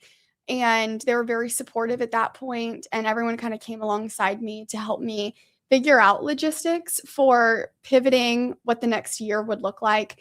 And I called UAB because I was supposed to go to UAB Heersink School of Medicine, and I was actually going on a full tuition scholarship. Wow. And so Miss Alabama means a lot to me, to be able to be here and have that also waiting for me when I'm done. And so I talked to UAB yesterday. They're excited, of course, and they knew even before I emailed them. So I'm sure thank they you, did. AL.com, for outing me. And so I called them and talked to just the dean and the dean of medical education and the person who's over the foundation that was funding my scholarship, and everything is going to be set aside for next year. So I still get to claim this year that I'm an admitted medical student and that I'll be headed there on a recruitment scholarship, which is super exciting. But I'm actually living with an optometry student who I met at Miss Alabama last year, and we were supposed to live together regardless of if I won Miss Alabama or not. But she's a very close friend of mine, and I met that's her through great. this. So Very cool. Isn't that awesome? Yeah, that is. And so she's in optometry school. She'll be doing that. You will defer medical school. Yes. We'll wait for you until next year. But what does this coming year look like for you? Yeah, so I've already gotten the calendar shared with me, and it looks like a lot of appearances, which is the part that I am most excited about. And going to Miss America is a dream. It's something that I, of course, dreamed about as a little girl. And with this being my 10th year in the organization, something I thought might be, something I might get to do at some point. And so it's always been something I've looked forward to. But being Miss Alabama is the real privilege for me this year, because I'm a people person. I love to connect with people. I love the communities I've already begun work with in Alabama. I think it's a privilege to be able to put my education on hold for a minute, to be able to continue to invest in them before my attention is taken away. And so a lot of this year looks like completing appearances that people book for me. And a lot of it also looks like meeting with institutions for 57 miles and continuing the mentorship work that I've begun at Samford and Troy to get their programs off the ground. I also have begun work with professional schools to secure in-kind scholarships for Miss Alabama. As the age of competitors rise, so do their educational needs. And I'm certainly an example of that. So it's something that I wanted to leave with the organization as a contribution, knowing my experience within it, because had it not been for my 10 years in this organization and just the skills and the confidence to communicate who I am and what I want to do with my life, I wouldn't have been able to approach UAB, and that would never have worked out. And so it is like my most sincere thank you for my time spent in the organization. Very sweet. I mean, what else can you say? I don't No, I am just so Ribby. thankful for you being here. We really appreciate it. I glad. feel so super cool between you two. Oh, Listen, Y'all are awesome. we have a sweet sisterhood. And yeah, when you get on the end, you remember, I still remember being in the dressing room and taking this off for the very last time because mine happened in special circumstances. But the group is still the same. The people are still the same. The opportunities are still the same. They've just grown. Yes. So we're very proud of you. And our thread was popping off. We have a Miss Alabama Yeah. text thread on Saturday night. We're very proud of you. Looking forward to watching you as you prepare for Miss America, but also as you serve the people of Alabama. You've already done a good job. You've already made us proud. And we're just very excited about what's coming next for you. Thank Dr. Tillman, I Ooh. presume. Future. Yeah. Future Dr. Yes. Tillman. I like Hopefully. that. Yeah. Me too. She'd be the prettiest doctor ever. Aw. Aw. That's so sweet. Thank you again. Thank We're you. going to take a quick break and we'll be back. Colorado, where they got back a fourth of the ballots undeliverable. I mean, agreed, it's yeah. just, it's ridiculous. Now, you have equally dirty rolls, but since most of your voting here takes place in and by the way, that's a kudos to Alabama. About 98% of you on average vote on election day in person. That's big. Step across the border into the panhandle. Say in Florida, 30% of their ballots are coming in by mail. They're lazy. Okay. yeah. You guys show up on election day, and that's a big advantage. So to cheat here, you don't, stuffing ballots is not as easy because people are voting in person. Right. So here, the way they cheat is they bust people in, they, and then they can also mess with the tallies afterwards. So that's an example, for example, of how the clerks are so busy doing their election tasks that they don't realize what's happening in their rolls. Can So- I ask you one Yeah, question? sure. Go ahead. It looks like you're about to. Oh, hit I'm another sorry. I can go slide. back to that if you want. Well, no. Is that 42% more registered voters than the population increase? Statistically, they should be about even. Yeah, they should. track Or each should other. they? Yeah, they if the should- population it's- goes up, the right. rolls should track. Right. Is that fraud or is that laziness? That is deliberate. So, what do I mean Okay. by deliberate? So, what's supposed to happen? There are two federal laws. One is NVRA, National Voter Registration Act, 1993, and another one, HAVA, Help America Vote Act, 2002. Both of those were grants from the federal government to the states. And the first one was more about the rolls. And the federal government said, we're going to give you money to maintain your rolls in a particular way. And all the states said, oh, great, we'll take it. What state doesn't take money? But they didn't comply with the other side, which is how to maintain the rolls. And I'll give you an example. Say, for example, that you missed 2 federal elections. They're supposed to mail you a postcard and see if you're still there. And if you're not there, they're supposed to make you inactive in the rolls. And then if you miss another one, they're supposed to take you out.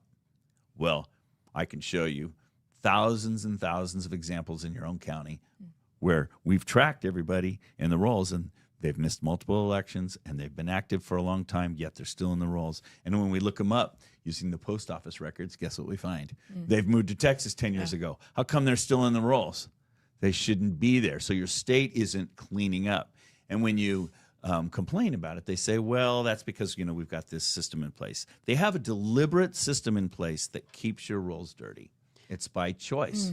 Okay. And is that to, so in theory, so they have wiggle room if they need to? Well said. Wiggle room. I'm going to Wiggle. steal I like that one. Yeah. I call it a credit line. Okay. Same thing. But Okay. wiggle room Okay. is a good one. Okay. Yes. Yeah. Oh, right. it's so uncomfortable to confront people over the wiggle room Yeah. that we're not supposed to see. Yes. And the clerks don't even know it's there. That's the thing. I meet clerks all the time, and they think they're in control because they're the one adding and moving people from the rolls. But then when I show them the actual list, since I have multiple snapshots, I can compare, and I can show who was added, and I can show who was removed. And they're like, what? They don't even realize the extent to this is happening. So that's really the core problem that we have right now, is that we've given away control of our elections to other people. And what did Stalin say? Stalin said, it's enough that the people know there was an election. It doesn't matter who casts the votes. What matters is who counts the votes. And we haven't been counting our votes for over 20 years. And that's your problem. Your own clerk doesn't even count the votes. She takes a stick out of the machine and plugs it into another computer, and the numbers go up someplace else. One of my favorite things is I'll sit with the clerk, kind of red pill them, open their eyes to what's going on. And I'll say, what do you do? Tell me about your elections. And they're all very proud. They work so hard, and they have checklists they go through. Oh, yeah, we do this and this and this and this. And at the end of the day, what do? Well, we plug the stick in, we upload the numbers of the state, and then we rush home so we can watch the election. We want to see how the election is going, right? I understand. I would do the same thing. And then I say to them, well, what do you ever go in and look at the final numbers that the Secretary of State reports for your county? Well, no. Why would I do that? I'm the one who reported it. So I bring out my computer. Yep. I log into the Secretary of State website. We look at the numbers, and the numbers at the Secretary of State don't match their numbers. And I'm like, how? And they're like, wait a minute. How can that be? Exactly. How can that be? Why are the numbers that are reported officially not matching your numbers locally? That happens every time. There are no exceptions. Well, that's the right response. So because what happens is the clerks think they're in control and they're not, and I kind of have to red pill them and wake them up, and then they're mad. It's like, well, wait a minute, and what's going on here? And I'm like, exactly. I want you, clerk, Madam Clerk, to be in charge of our election, not somebody else. You should be able to audit everything. You should be able to check everything. You should be able to make sure everything reconciles. But the way the system is set up, they're unable to do that. Now, my instinct is I want the solution now, but we need to talk about our county, for example. Shelby. We need to talk about Shelby County. This is blowing my mind like it did the first time. Yeah. But it's so helpful for people to be able to see that what you're saying is the truth. We are not in control. It is going to computer systems in Nebraska, right? Yeah, Omaha. Great. Thanks, Omaha. I cannot wait until we talk about solutions, but look, I want to look at the horrors that are ruby red, most Republican county in Alabama, apparently. What's going on? I met with your county commissioners here and your sheriff, and you have good people. Yeah. And when I showed them these graphs, they were equally shocked. You have to be a number file. You have to love working in numbers to do what I do. And for example, this graph, this shows you the registration in every county in your state, month by month since 2002. So I've spent a lot of time downloading data. And if I show, it's hard to see the small counties because of the big counties. This is the number of people registered in every county. And if I put it on a percent scale so you can see, you'll notice in the early 2000s it was random by county, but now they're all synced up. And it's pretty obvious that that's centrally controlled. There are small wiggles, small differences between the counties. That's the clerk's actions. The big changes are the state actions, and they're 20-fold, 30-fold more than what the clerk is doing, but the clerk doesn't even know that's happening. What are the least nefarious reasons that could look like that? Yeah, they'll say, well, that's just voter roll maintenance, Dr. Frank. We're taking out the inactive voters. We're taking out the people that don't belong there anymore because they've moved away. And I'm like, okay, well, let's look at the list then. And so then I show them the list, and usually it's about 6-1. They're removing active voters, and we call that churn. They think the clerks are told it's just voter roll maintenance. Yeah, but actually, what's happening is you're adding so many people so rapidly that that's Coffee County. I'm sorry, I was going to try to bring up Shelby because I've got you guys handy. Mm-hmm. But yeah, I do. I made it easy to get at. I mean, would that be attributed to people just being more engaged in elections and? Yeah. For example, when you ask people to get engaged in elections, what do you usually ask them to do? Do poll watching. And that's like sticking needles in your eyes. Have you ever done that before? No, because I don't like needles in my eyeballs. Yeah, but yes. They'll do poll watching, and they're asked to stand on the other side of the room. Well, I was a poll worker, and that's also like sticking needles in your eye as well. Yeah, so. It's a watcher's way worse. Yeah, it's. But we need you. So. Yeah. Oh, yeah. But if there's a county in Northern California, Shasta County, I could show you photos of them. We've taken back local control there, and The building is completely open to the public. Any citizen can come in and participate in any part of it, the signature verification, the tabulation. They can help count the ballots out. Everything is completely transparent, but we've taken back local control. In that case, we have no trouble getting volunteers because everybody has access. In a state like Alabama, you're being denied access to the interesting parts, and you're given very boring, stupid jobs. You're what I call dumb terminals. You're just given a dumb task, but you're really not in control. You don't really have auditability. You don't have transparency where you can say, some people say that machine's online. I wonder if it's true. Well, why don't we open it up and see if there's a modem in there? Yeah. They don't let you look in there. Or gee, does that tally reconcile with what this? Well, sorry, we're not going to show you that tally. Or how many of our ballots came in absentee? You don't get to see that. It's like, yes, you are being. How are you? And we're back. Thanks for your patience with us. That was awesome, though. Isn't she wonderful? Yeah, I commented that I don't get nervous or like weird around many people, except Donald Trump that one time and maybe one other person that I won't say their name. But like, she was sitting next to me in her crown and she had perfect posture and she was so well spoken. She didn't say like once. She did not say like once. She's more mature than I am.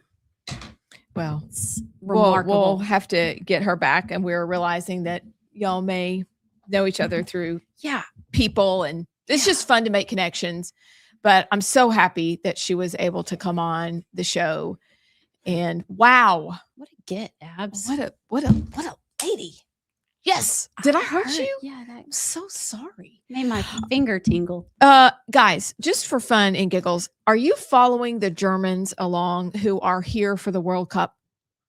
There are Germans? Is there any way we can ring-a-ding them and get them on?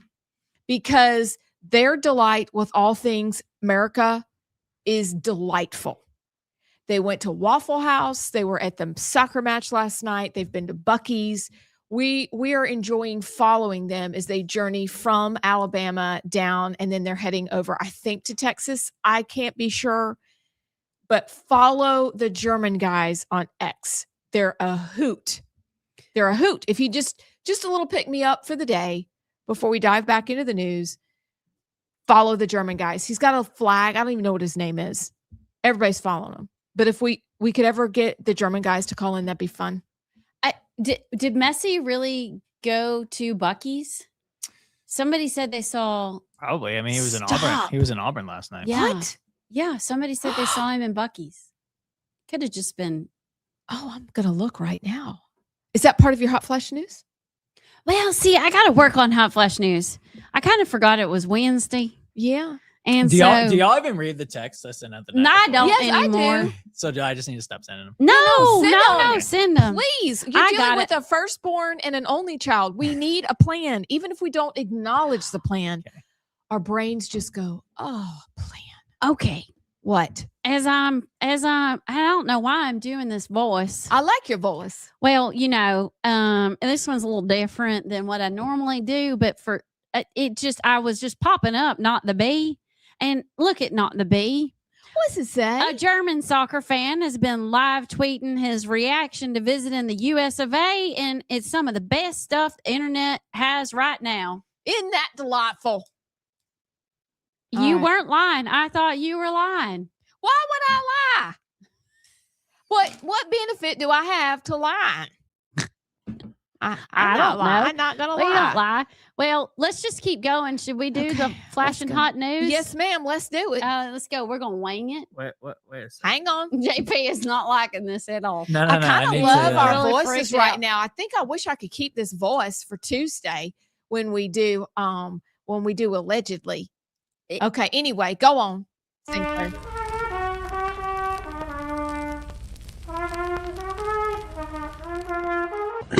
Excuse me. Did anybody notice that the drilling stopped as soon as Ruby left? Yeah, Yes, just like you said, we got perhaps a future Miss America, but a delightful and amazing Miss Alabama. And all of a sudden, and I'm like, Lord above, what is happening? Stop. JP, drilling. could you not find that guy? No, I walked around the attic and tried to find them and be like, "Yo, knock it off!" But I couldn't find them anywhere. JP, do you think they was right down there up underneath us? No, they're above. Oh, they above. They're above. I couldn't localize the sound. You know, I'm alt now, and I couldn't quite figure it out. It's in that back corner over there. Okay. Well, I knew it was this quadrant, but I thought it was up underneath. Right over Miss Alabama. Great. You didn't climb up there in the rafters and fix it. I don't know how they got up there. I was looking. He was cranked up, though. I did notice that. Who? He was cranked. Me? Yeah. Got up twice. JP, I need you to know. I was really rooting for you. But Miss Alabama has a boyfriend. Yeah. Yeah. Yeah. But there wasn't a ring on it. No, it's not. Well, what is I'm not gonna. Okay. Well, my sister likes to say, just because there's a goalie, don't mean you can't score. But I'm not gonna say that because I'm not gonna imply anything. But that's just a funny joke that whenever in those situations. Well, anyway, she was cute. We're gonna have to keep looking though. I'm sorry. I know where some other ladies could be found. Little sharp ones just like her. Sharp ones. Yeah. We should probably go to the pageant next year and I'll get us all tickets. Can you get in? Oh, I get in. Can I get in? Yes, because I got good tickets. We gonna go. But I had to go to a wedding this last time. So I missed my girls. We're going. Yeah. So I'm gonna go over to the AL.com and see what they got going on. Okay. The mayor is Rock the South still coming to Decatur. What? You know they moved it. What? It's not in Coleman anymore? No, because of some kind of rain situation, they done moved it over to Decatur. Let me just tell you, when it rains at Rock the South, it is a nightmare. It's like a mosh pit of mud. It is just awful. You don't have to tell me about it because I lived it. Yeah. We took an RV to Rock the South one year, me and Jared. We got ourselves an RV and we had the best RV parking spot I ever seen, but it was the year that it rained so much. Wait, I was there. Where was it the one that Nelly was at? Yes. Yeah. So I didn't go the rainy day because I knew it was gonna rain. But me and Kelsey at VNN actually the day before we our country station at the station was wanting somebody to go to cover it, and me and Kelsey got to go for free. We got VIP passes. We were up right in front of the stage to take pictures, media pictures, and we got to chill out in like the AC tents up front. But then the next day I was like, it's gonna rain. Why didn't you go? That was the most fun day, actually. I just wanted to see Jelly Roll. Jelly Roll was there. Jelly Roll. Miranda Lambert. Anyway, we went, and that was the year they were like, what's it called? Slip and sliding through the mud. Jared got a slice of pizza and literally his whole foot got stuck in the mud. You know, like where you can't suction cup it out, like it gets sucked down in there. It was fun. Did it make this Yeah, sound? it was awful. But what's funny is that I was just kind of getting into politics. I feel like that was COVID. That was 2024 No. when Nelly was there. Well, maybe Nelly went 2 years in a row. There's no way it was 24. There's no way it was just 2 years I ago. remember when you went. It was probably 23 or 22. Yeah. But it's okay. Nelly could have come twice. Maybe he came twice. It was the weekend before, because this is the story. It was the weekend before Trump came, because it was all in the same field. Remember that when Trump came? Yeah, that was 2024. No, that was Yes, it 2022. No, it was. I trust me. No, that was the year Katie Britt has been in the Senate for 4 years. Well, in 2024, it rained. Nelly was there, and Trump was coming the next week. I promise you. We are talking about hot flash news right now. Okay, well, anyway, so Jared and I have an RV, and we're totally rednecking it up. And I'm just, I feel like I'm just getting into politics. So I'm gonna have to go back and look at the date. Anyway, one morning, it's like after the rain, we're like stumbling out of the RV, and I open the door, and do you know who's standing there? Who? John Wall in a suit with a bunch of security people. And I literally had just met John, like, recently before. And he was going to do, because that's when he was chairman, and he was going to do like a sweep of the Trump whatever with like the FBI. Oh, yes. And I was like, there's no way they're going to let me do anything in the Republican Party. I might as well have had on a tank top and airbrush t-shirt. But anyway, that was fun. Okay, so Rock the South, they're moving it to Decatur just because of the rain? The rain, and aren't they moving it into the fall? I thought Rock the South happened in the summer. It did. It does. Okay. And so now they're moving it. It's been around for 15 years. Rock the South. Okay, this is from AO.com. Rock the South 2026 postponed to October because of the new place in Decatur. 4th through 7th, right? Why? The statement reads, the monumental amount of rain that has fallen at the event site gives us no choice but to postpone the festival. Oh. So that's why they're postponing this one. That makes sense. All right. Yeah. So I'm trying to find why they moved it to Decatur. If anybody's got any insight on that. All right, then.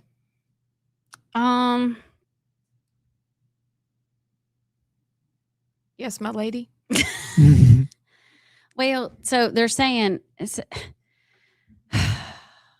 is all about, there's a huge sign up somewhere that says, thou shalt not suffocate. Stop nitrogen executions. Oh, about the guy who's going to be put to death. Is it tonight or Thursday night? He's got, I think, the window was between yesterday and tomorrow. And the headline of this is, Alabama can't execute man with gas, judge says. Firing squad provides quick and painless death. I'm sorry. May I ask a question? Yes, ma'am. When someone's taken another one's life, and I think this person took 2 lives, why are we concerned about a quick and painless death when he wasn't concerned about a quick and painless death for the people he murdered? Or is that just a silly question? That's racist. Okay.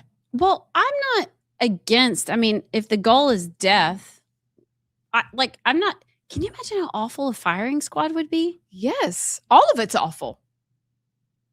But I'm just asking. I just think it's funny that the judge was like, this is a better option. Ugh. I don't think firing squad is as quick and painless as because what if nitrogen. Yeah. Could be wrong. I don't know. I'm amazed that our appeals process takes that long. What I'm talking about incontrovertible evidence. Yeah. I don't mean the ones that there are question marks, DNA questions. I'm talking about the ones where there is evidence, admittance, a verdict. This is what it is, that it takes that many years to get to this point. And then there are more appeals that happen. That seems very unjust. Yellowhammer News is reporting, this is kind of cool, a former Redstone Arsenal flight surgeon. What is a flight surgeon? You're a doctor in the military, or you're an Air Force doctor. Oh, I thought it meant, oh. Yeah, it's an officer practicing in the clinical field of aviation medicine. Okay, well, it says he went on to set a U.S. record in space, will now help lead NASA's next major step toward returning humans to the moon. I thought he went in the spaceships to do surgery. Really, I mean, it flight could. surgeon, Could the title be. is misleading. That makes sense. NASA announced Tuesday that astronaut Frank Rubio, it's why you got to read the whole thing, people. Frank Rubio has been selected as a mission specialist for Artemis 3, a landmark mission scheduled for 2027 that will test critical technologies needed for future lunar landings and long-term exploration. So maybe he is going to do surgery in the sky. I bet he is, obviously. What is the deal with the Jackson Hospital? Did we talk about that? No, but look at what I have. All right, can we just make it flashing hot news? Because I think this is something you want to talk about, and I keep seeing it, but I haven't read the story. So can you do this one? Well, could I just do it briefly? It is really about Jackson Hospital. This is from John Quinlivian. I don't know. Quinn sounds like a drug. John wrote a story about it a couple of days ago. But they were trying to save Jackson Hospital in Montgomery. And the basic bottom line is it came down to they formed a commission. The governor got involved. They raised money that they needed. They got together additional resources. They did all that they could do. But at the end of the day, they were not able to get it saved. And so what they needed, the one essential key is fair reimbursement from Blue Cross and Blue Shield of Alabama. Blue Cross has an 85% monopoly on all healthcare reimbursement in the state. And so what Jackson Hospital said that they're asking for was not special treatment. They were asking for Blue Cross to pay the same rates it already paid Baptist Center South, a hospital located 3 miles away. This is in Montgomery. This man reports that Blue Cross pays Baptist South significantly higher rates than it paid Jackson Hospital.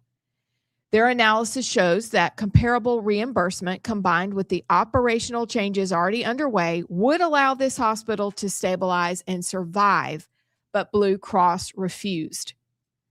Despite appeals from hospital leadership, the governor's office, and numerous local, state, and federal officials, it's refused knowing what closure would mean for Montgomery. And so he goes on to talk about how many thousands of people, 71,000 patients will need new physicians, 500,000 prescriptions will need to be written by somebody else, more than 50,000 emergency room patients each year will be pushed to other facilities, already strained ERs will be overwhelmed, ambulance services will buckle, ambulance response times will become dangerously extended, surgical patients will have trouble fitting in somewhere else, and on and on. So this is coming from the side of the people who were trying to save Jackson Hospital and what they need. Now, on the other side, I've seen that Yellowhammer had an article from a Blue Cross executive explaining why they were not going to save Jackson Hospital.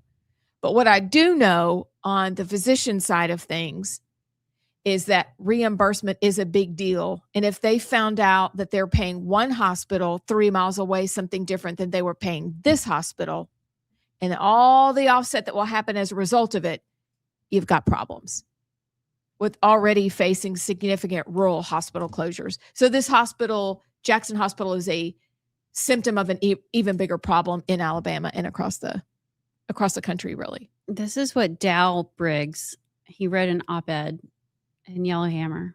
What a name. It's a very important name. Yeah. In this challenging environment of rising healthcare costs, we must balance access, quality, and affordability. What Jackson Hospital is seeking is neither affordable nor fair to our customers, who will ultimately bear the cost, and does not align with our mission of providing the best value for our members' healthcare dollar. That is at the end of the day, let's see, that is at the core of what we do every day. So he's saying that them asking for fair payment is not at the core of what they do? Correct. Or am I missing something? No, that's what they're saying. Because, see, they're the ones with themselves and the hospitals that set the rates that they will pay. They'll pay the hospital, they'll pay the doctor, they'll pay a facility fee. So, but Blue Cross is the one who sets the fee. And so you can find out that they pay one group differently than they pay yours. And this group is saying, wait a second, what gives here? And they're saying, no, this is not going to work out. Our math doesn't math on Blue Cross's end. And Jackson Hospital is saying, but you can make it math because you're making it math for people 3 miles away. This doesn't make any sense. And herein lies the issue, reimbursement and who's actually in charge of that. He goes on to say, Jackson Hospital is a valued part of the region's healthcare system, and that is why we have continued to come to the table to negotiate and try and be part of a solution to its financial problems. The reality is that these financial problems are not ours to solve, given that the Blue Cross Blue Shield of Alabama is less than 20% of Jackson's revenue and patient base. So maybe both things are true. Maybe it is only 20% and they have other bigger financial problems, but it may also be true that they are paying a hospital down the street more for reimbursement than they are Jackson Hospital. Is that fair? They choose the winners and the losers. Blue Cross does. That's what they do, and they can crush you, and they decide. So That's here's just the the way question. it is. If Blue Cross paid the same amount that they were paying, what's the other hospital? Jackson Hospital. No. What's the other one that they're paying more to? Baptist South. If they paid Jackson the same amount for reimbursement that they were paying Baptist South, would Jackson then come out of the hole? Yes. Wait, for real? Yes. Ma'am? Schlitz. Beer. So that's the way it is right now. When we got away from fee for service in the 80s, this is what it's grown to. Now, could another hospital system come in and buy that one out? Could private equity come in and buy that out? Possibly. We'll see.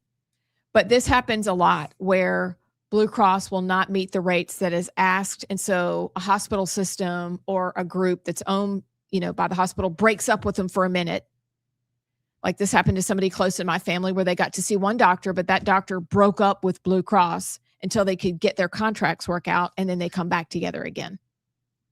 So it happens, but it's just so happens that this is huge because it's a hospital with a massive patient base, and we'll see, but it is Blue Cross who controls the purse strings, period.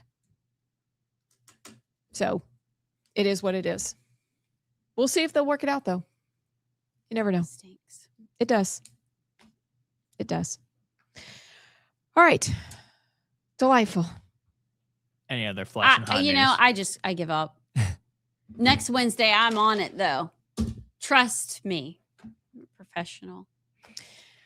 All right. JP. We didn't get to it today, and we'll say it really quickly, but are y'all all following in listener land? Are y'all following along with the SPLC hearings at the Hill? That's fascinating. Yeah, there's a bunch of it's kabuki theater is what it is. Oh, that's a good word. Kabuki theater. Yeah, it is. That one specific clip that we had in the montage of Representative Chip Roy, and he was asking him if they had any if they had a hateful Islamic groups on their list, and he said, Representative, we don't put groups on our list just for their religion. And I think about all the Christian groups that are on there. And of course, their retort would be, well, it's because the Christian groups, what they say about LGBTQ and others. Oh, wait. So there's pro-LGBTQ Islamic groups? Like their logic doesn't make sense. It's just anti-Christian and anti-white people. Did you see Brandon Gill? I think but there was one that he was talking about Graham Plattner and holding up, asking him if he supported Graham Plattner. I didn't see that one. That was pretty good.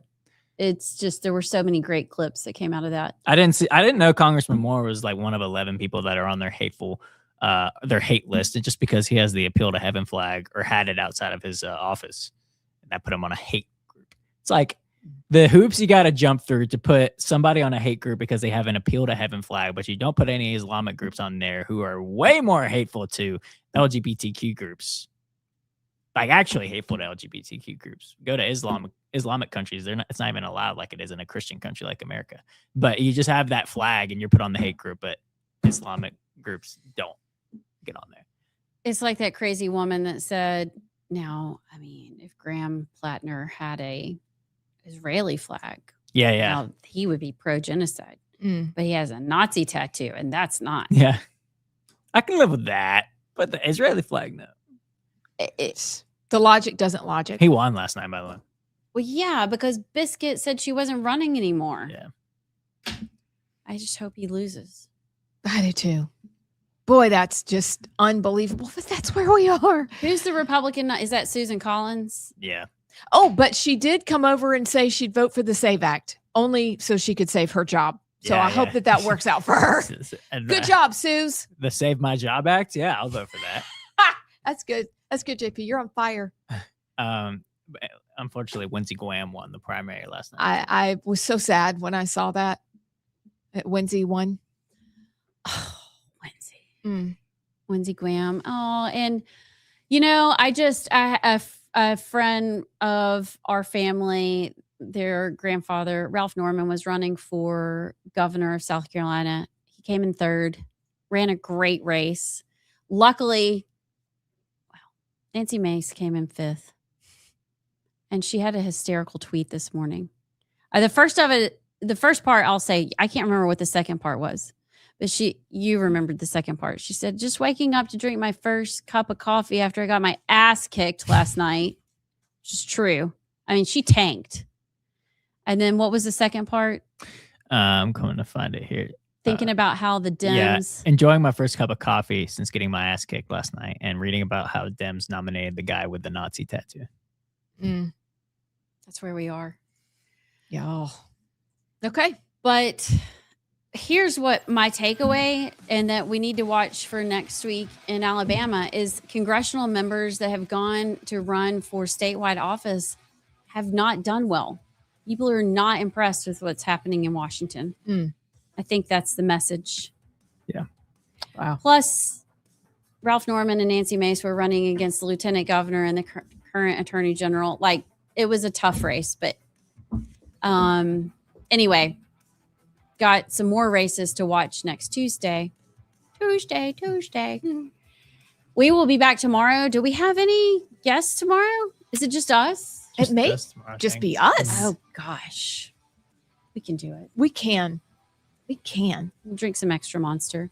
Okay. Y'all, we'll be back tomorrow. Make good choices and stay on the right side.